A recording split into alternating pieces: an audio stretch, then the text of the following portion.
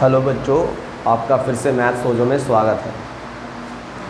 बहुत दिन हो गया क्लास मैंने ऑनलाइन नहीं ली, आज से मैं स्टार्ट कर रहा हूँ। तो आज हम स्टार्ट करेंगे 10th क्लास का चैप्टर नंबर 2। फर्स्ट भी कराऊँगा बट सबसे पहले चैप्टर नंबर 2 करेंगे, क्वाड्रेटिक इक्वेशन। क्वाड्रेटिक इक्वेशन जिसे कहते हैं द्विघात समीकरण। द्विघात समीकरण। अब ये है क्या क्वाड्रेटिक इक्वेशन? तो क्वाड्रेटिक इक्वेशंस का जो चैप्टर है जिसमें हमें ज़ीरोज़ के बारे में बात करनी है। किसके बारे में बात करनी है? ज़ीरोज़। ज़ीरोज़ का मतलब शून्यंक के बारे में बात करनी है। अभी शून्यंक क्या होते हैं बेटा? शून्यंक क्या होते हैं? तो इन सब को समझने से पहले हम लेंगे इंट्रोडक्शन पॉलिनोमियल का। पॉलिनोमियल का इंट्रोडक्शन लेंगे। तो what is polynomial? Any equation in which variable have the power whole number called polynomial. Any equation in which the variable have the power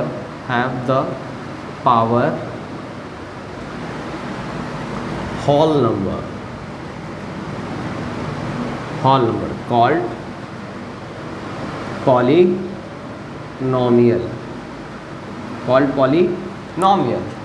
So let me just write down one equation. Let me just write down an equation. For example, 3x square plus 4y plus 3. So in this equation here x and y and z t all भी हो सकते हैं. These all are variables. क्या होते हैं? Variables होते हैं. And 3, 4 and 7, these all are constant.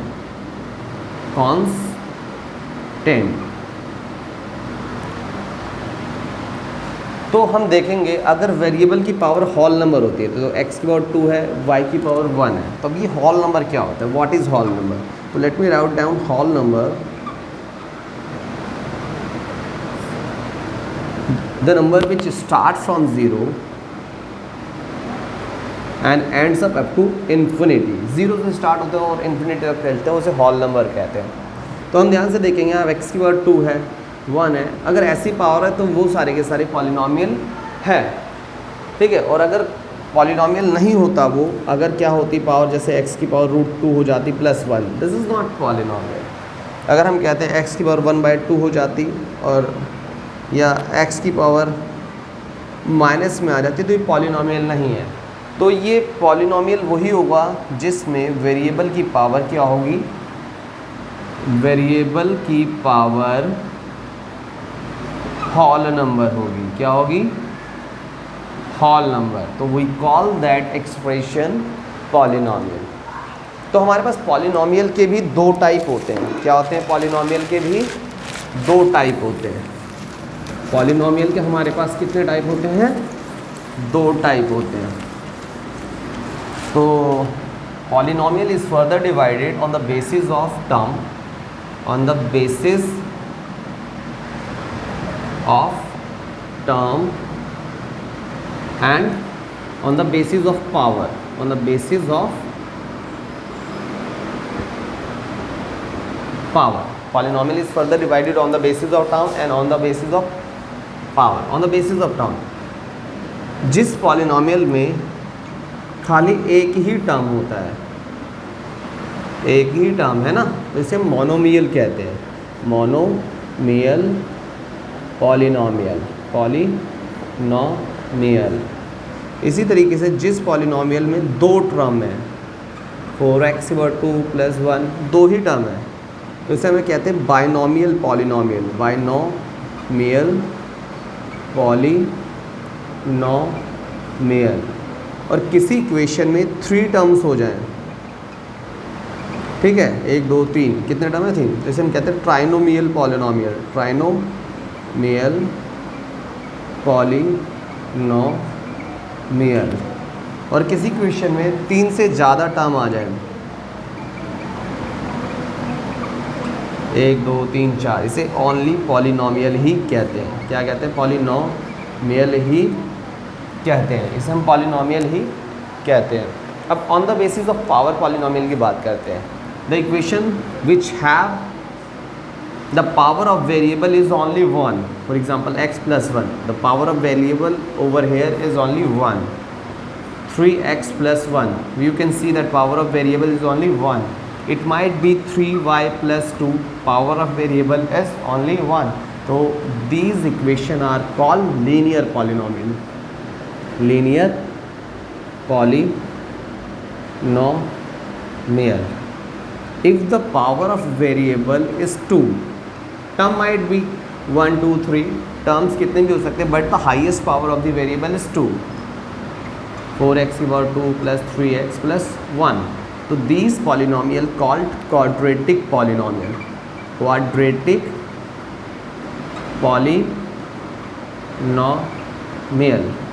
If the power of variable, if the highest power of the variable in equation is 3, if the highest power of variable in equation is 3, so that polynomial will called cubic polynomial. Cubic polynomial. This is the basic introduction of polynomial. But in chapter 2nd, we only just have to deal with these polynomials. Means that quadratic equation in which the power of variable is 2, highest power of variable of 2. But in first exercise, we have to perform some basic task. तो जितने भी linear polynomial होते हैं उनके zeros कितने होते हैं? 1 होते हैं। अभी जीरोस क्या है?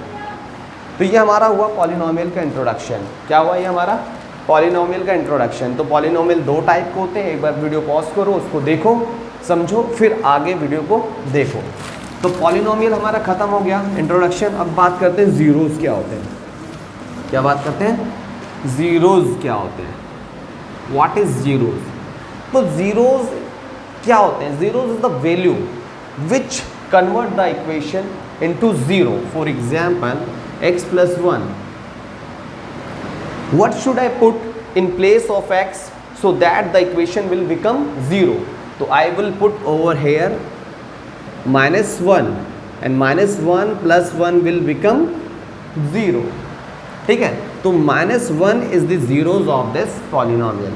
Minus 1 is the zeros of polynomial x plus 1. Minus 1 is the zeros of polynomial x plus 1. So we can see that this equation is linear equation. Means that power of variable is 1 and linear equation has only 1 zeros. Linear equation has only 1 zeros. Further we will take another example. Further we will take another example for linear equation. Further we will take another example for linear equation 2x plus 1. What should I put in this equation so that this equation will become 0? So I will definitely put over here, क्या सोचना पड़ रहा है ना कि इसमें क्या put करूं कि 0 हो जाए. When I have the equation x plus 1, there I have no need to think over there. I put it over there, minus 1 it will become 0. मैंने वहाँ पर -1 पुट किया और वो 0 बन गया. पर यहाँ क्या पुट करूँगी 0 बन जाए. The task is very difficult, but I know you have to think. If I put over there -1/2, तो definitely this equation will become 0. 2 से 2 कट जाएगा, -1 वाला +1 वाला is 0. It means that -1/2 is zeros of polynomial 2x plus 1. -1/2 is zeros of polynomial 2x plus 1. But here I have to think that what is the value I must put in this equation so that this equation will become 0. यहाँ मुझे सोचना पड़ रहा है बेटा. क्या करना पड़ रहा है? सोचना पड़ रहा है. Is there any other method that I need not to think over there? या definitely there are the basic steps to just find out the zero for this equation. If I have to just find out the zeros of any equation, so I will put equal to 0. I will put equal to 0. This plus 1 goes over there. Plus 1 goes over there. It will become minus 1. If 2 goes there, it will become minus 1 by 2. So we can see that in earlier question, minus 1 by 2 is the zeros of this equation, and this method can also be used for finding zeros. यहाँ से हमें पता लगता है कि जितनी भी linear equation होती है वहाँ पर उसके कितने जीरोज होते हैं? एक जीरोज होता है. Let me take another example, x plus 5. I have to find the zeros of this equation. तो I'll put 0 equal to this equation, and this plus 5 will go there and converts into minus 5. तो इसका भी कितना zero आया? एक ही zero आ रहा है ना. तो जितनी भी लीनियर इक्वेशन होती है उसके कितने जीरोज होते हैं? एक जीरो होता है. If I put this on graph x plus 5 equal to 0 comes minus 5. if I put this on graph, तो graph is just like 0 1 2 3 4 5. Plus का x होता है इधर हमें पता है, and minus 1 minus 2 minus 3 minus 4 minus 5. ये माइनस के x होते हैं, और यहाँ 1 2 3, और ये प्लस के y होते हैं, और नीचे -1 -2 -3 -4. तो x की वैल्यू कितनी आ रही है? -5. तो यहाँ पर आ रही है x की वैल्यू, तो x पर काट रही है, तो ये ऐसे जाएगा ग्राफ. तो ये कितने बार काट रही है x एक्सिस को? एक बार काट रही है. तो कोई भी लीनियर इक्वेशन जिसका एक जीरोज होता है वो हमेशा ग्राफ को कितनी बार काटती है? x एक्सिस को, x एक्सिस को वो एक बार काटती है. So the zeros of linear equation will be 1. तो जितने भी लीनियर इक्वेशन के जीरोज होंगे वो कितने आएंगे? 1 आएंगे. तो let me take another example for quadratic equation. तो लीनियर इक्वेशन के जीरोज कितने आते हैं? एक आता है. लीनियर इक्वेशन का जीरोज कितने आता है? एक आता है. अब लेते हैं क्वाड्रेटिक इक्वेशन. एक्स की स्क्वायर 7x प्लस में 10, एक्स स्क्वायर 7x प्लस में 10. अब इस इक्वेशन के जीरोज निकालते हैं. तो हमने ना 9th क्लास में फैक्टराइजेशन मेथड सीखा था, तो here we will also use that method. तो जीरोज निकालने के लिए इक्वेशन को पुट करेंगे, तो भाई जीरो करेंगे. एक्स की स्क्वायर के साथ जो भी वैल्यू होती है वो a होती है, x के साथ जो भी होती है b, और लास्ट वन c. तो हमने उस मेथड में सीखा था a को c से मल्टीप्लाई करते थे, 1 को 10 से मल्टीप्लाई करेंगे 10 आया, और 10 को ऐसा फैक्टर करते थे ताकि 7 आ जाए. तो 10 का अगर हम फैक्टर करेंगे 2 5 10, और 2 and 5 7.